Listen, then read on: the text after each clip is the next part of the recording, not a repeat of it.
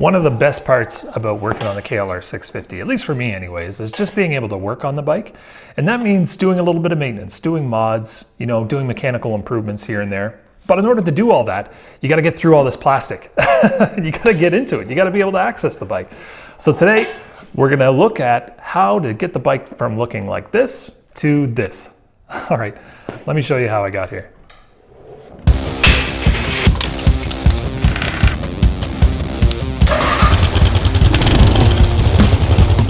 So the plan is to basically go over this in more of a logical approach. So what I want to start with are the left and right side plastic fairings. And one thing to note about all the plastic fairings, or at least most of these bolts that you're going to run into, like here, here, and when you get up into the front fairings, all these three, and then there's one inside, they're all like number 8mm socket size. So, and they also use, in a lot of cases, well nuts. And we'll take a look at those a little bit later once we get going. But to get us started out, let's get this torn off and get the other side going, and then we'll be able to move on to the seat. All right, let's get ourselves a number 8. It's already primed and ready to go. All right, so super easy. I mean, really, when you think about it, you're just gonna pop these guys out. And the reason why I'm able to do this with just like a little hand wrench instead of the actual socket is because you don't want to put these in too tight. You really don't need to worry about these rattling off the bike too much. Once you get those off, it really just pulls right off like this. Oh, bounce sheet, keep the mice away. So yeah, the reason why it stays on, you know, without it, it has these little grommet here, and then it has like a little plug, and then that just goes back on. So when you do put it back on, you just kind of stick it underneath, give it a pop, and then it'll stay in place so you can put the other bolts back in. So why do a video like this? Well, there's something to be said for doing videos for some basic things, right? Like I remember when I first got my KLR, I watched every video that was out on YouTube pretty much. And that included, you know, how to start the bike. It seems silly, but in reality, you kind of like having these things as a reference point. So the seat is our gateway to the battery, which is right here. And you get access to the terminals just underneath this area. We're using a 10mm socket for this one. So we'll grab that feller. Again, it's not on there with any kind of super strength, but we want to take this bolt off right here. And its partner on the other side. So taking the seat off, fairly simple. It's hooked up underneath here on the gas tank. So we just want to grab back here with the Kawasaki and just hook your fingers underneath, and it just pops right off like that. Holy mud. Next thing that we're going to do is we're going to get the left and the right fairings off. These ones are a little bit trickier. So to start us out, we're going to disconnect these two fairings from each other by removing this little screw here. If you ever feel this gets tight and it's like not coming out easy, just take your thumb and forefinger there and then squeeze these two together. That'll help line it up and prevent you from threading it. That's really good when it comes time to put these things back on too. So that just comes out, and watch out, there's going to be a little spacer that'll fall out there too. There he is. So now, as I get into removing these other bolts, I like to start with the one that's inside here first, which is a little bit tricky to get back to, but it's not too bad. Yeah, so there's that bolt right there. That's basically what we want to take out. Next one's real easy. We just grab this one here off, but this one's a little bit trickier because it does run through the radiator and the radiator guard back here. So a little bit hard to see, but as you can see right in this area here, it kind of runs through this plastic bit. So that makes it a little bit trickier to take it off, and even more trickier to put it on. There we go. And now most of the thing's just hanging on by this fella. So as you start to take this off, one thing you want to do is you want to get this plastic radiator guard out first. So you just kind of massage the whole system until it comes out. And then once you get that free, it slides out fairly easy. So now we have access to the whole radiator. We can fill our radiator fluid if we need to. We can take a look at the fan back here if we need to as well, or we can just go ahead and clean the gross bugs off the bloody thing. Jeez.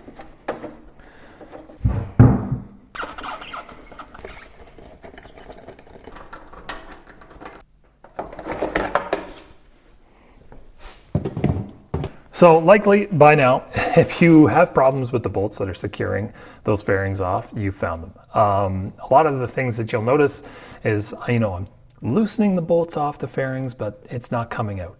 And I just hear a squeaking noise. Well, what that's indicative of is your bolt being jammed into the well nut. And here's what a well nut is. This little fella right here.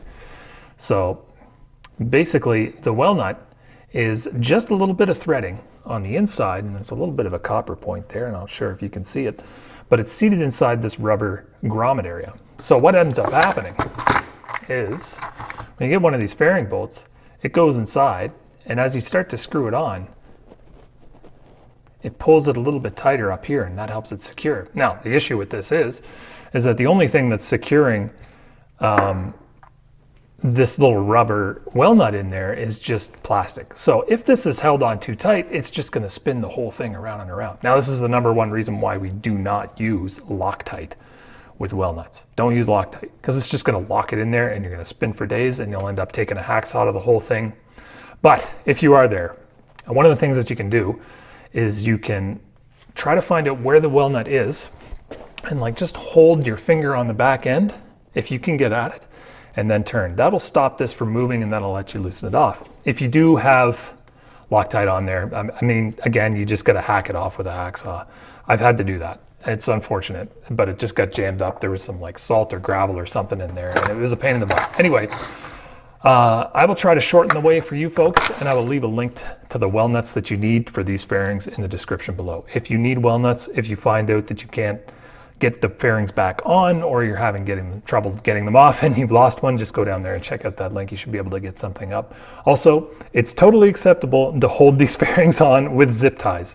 Nobody's gonna see them, and it's not really that hard. Just make sure that they're not super, super tight. If those fairings have a zip tie on them and they take a big shock, they might crack at that little mounting hole, and that's gonna be bad news. Then you're into some real surgery with the fairing itself. Anyway, let's get back at it. We're going to take the front cowl off. That one we're starting to get a little bit crazy now with that. All right, so with the front cowling, there's a few different things that we have to consider when we take this off. Now, you can see for me, I've got a windscreen riser up here and a dash system from Chrono Parts. It's really cool. I really like it, but that means it's going to be different from the stock. So the first thing that I would suggest doing is taking your windscreen off. Now with the stock, you're going to have 4 well nuts on the side here. You just simply remove them with a Phillips head screwdriver and they come out fairly easy. What that does is it gives you access to the electrical that's underneath the cowl, and that'll give you access to the headlight ports. So the little connections, the electrical connection adapters for the headlight, and you're going to want to remove that. So you'll reach inside and you'll just pull those straight out and you'll just leave them there. And after that, that's one of the 2 connection points, electrically speaking, to the front cowl that will prevent us from removing it. The next 2 are going to be the signal lights, and those are inside. So we have 2 signal light connections that we need to disconnect, and we have 2 headlight connections that we need to disconnect. And you should do that really before you start removing any of the fairing bolts on this cowl itself. All right, let's get those done.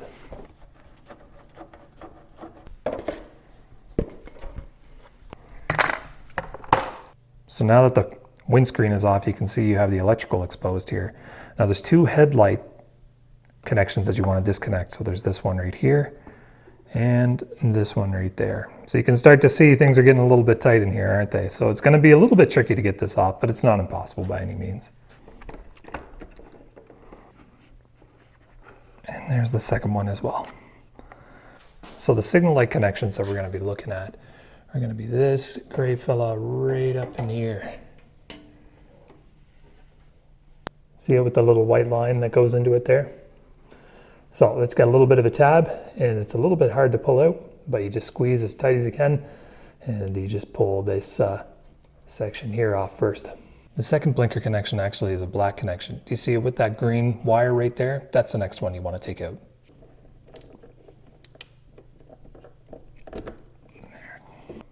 So the next thing that you want to take off after getting all the electrical disconnections done is you want to take off these 2 hex bolts here. Now these are going to be what are holding the cowl onto the instrument cluster. So these are just hex bolts. Now you can see mine are stuck out a little bit, but yours will be inside a little bit of a well. That's what the stock's going to be set up as. Again, I have the dash riser going, but all this is a 5mm hex, and you just back these guys out. Again, you can hear that squeaky weld nut in the background. Sometimes these ones are a little bit tricky, so again, don't over tighten these weld nuts. If you over tighten them, sometimes what will end up happening is they'll pop out of their seat, and then it's a real pain to try to get them back in. So when you tighten this back up, when you're putting this all back together, and again, it's just the reverse process, right? You just want to remember not to tighten them too much. Just get it down there, 2-finger tight's fine.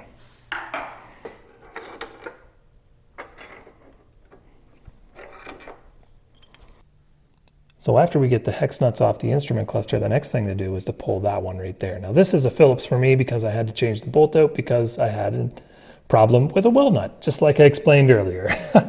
Anyway, I should probably grind that down and get that painted, but that's for another time. So there's this one here, and then there's one just like it on the other side. Once we pull those, we'll be able to pull the cowl off.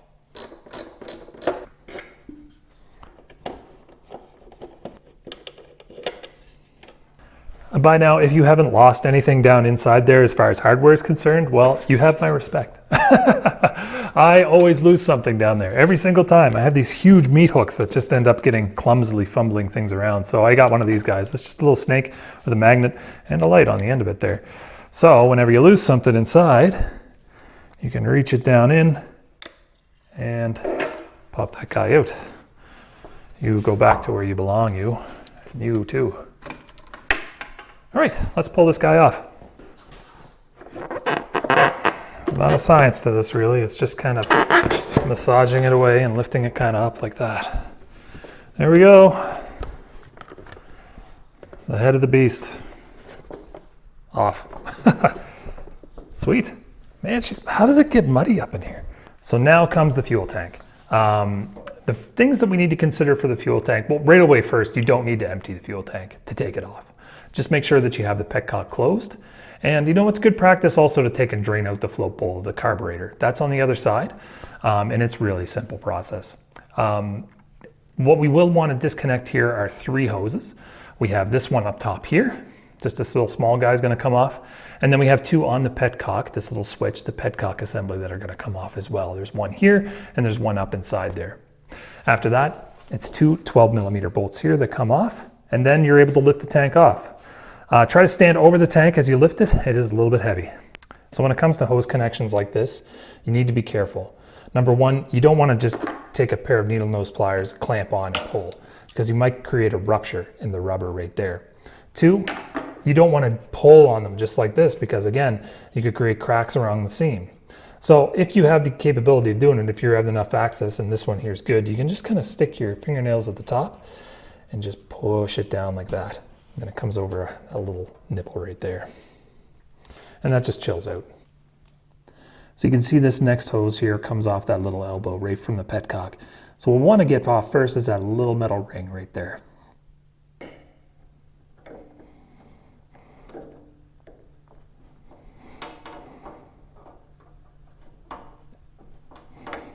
All right, so just a heads up, there may still be some fuel in this line as you pull it off. So when you do, you might want to have a rag ready, but I think I got mine all bled out now.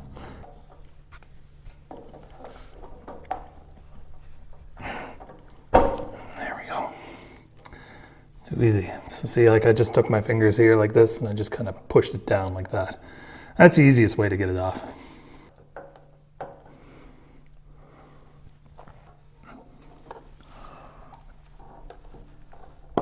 There we go. That one's off there now. So this little trick here, you just take your finger and then you loop it around the back of the petcock. And I don't know if you can see the little ribs right there. It's really hard to see. Anyway, you just use this finger to push, and you just push it off like that.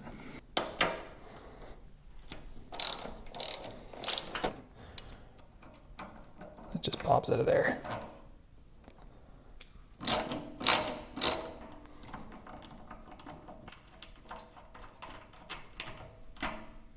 So once we get the 2 securing bolts off, it's just a matter of lifting the tank off. Now, I would say this, there are 2 bushings on the frame that kind of dampen this thing from vibration, and that's going to give you a little bit of resistance. So if you pull up and you feel like there's another bolt in there holding it on, there isn't.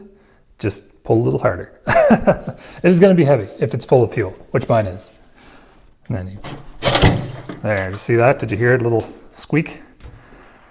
And bring it along over.